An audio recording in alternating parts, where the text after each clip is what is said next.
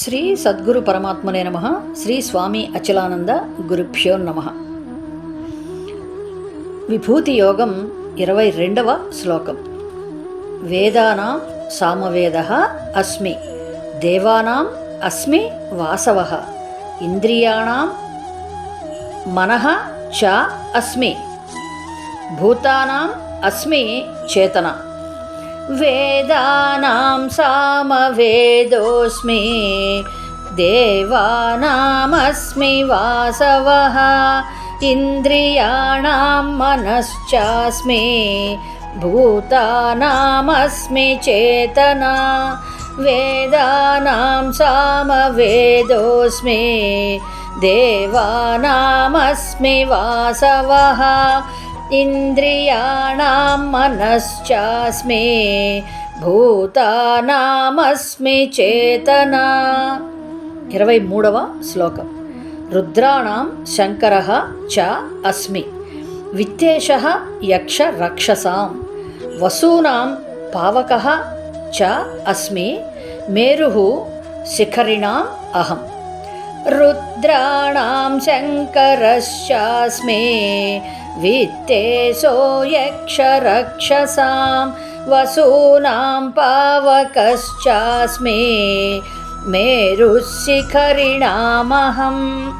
రుద్రాణాం శంకరశ్చాస్మి, విత్తేశో యక్ష రక్షసాం, వసూనాం పావకశ్చాస్మి, మేరుః శిఖరిణామహం.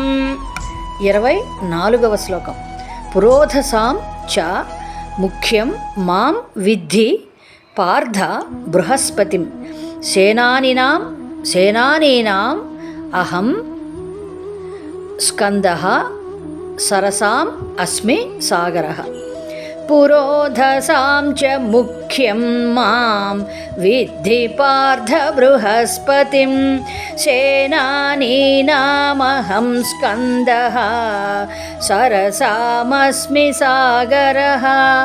పురోధసాం చ ముఖ్యం మాం విద్ధి పార్థ బృహస్పతిం, సేనానీనామహం స్కందః, సరసామస్మి సాగరః.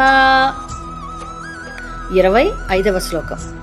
మహర్షీణాం భృగుః అహం, గిరాం అస్మి ఏకం అక్షరం, యజ్ఞానాం జపయజ్ఞః అస్మి, స్థావరాణాం హిమాలయః. మహర్షీణాం భృగురహం, గిరామస్మ్యేకమక్షరం, యజ్ఞానాం జపయజ్ఞోస్మి, స్థావరాణాం హిమాలయః.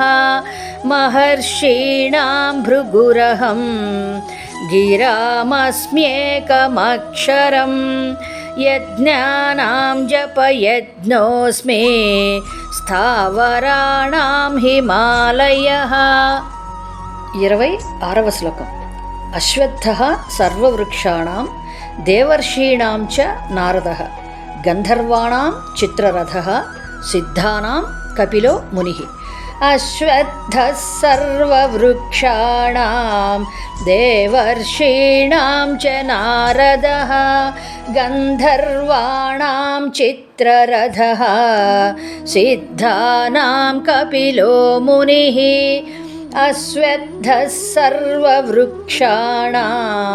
దేవర్షీణాం చ నారదః, గంధర్వాణాం చిత్రరథః, సిద్ధానాం కపిలో మునిః.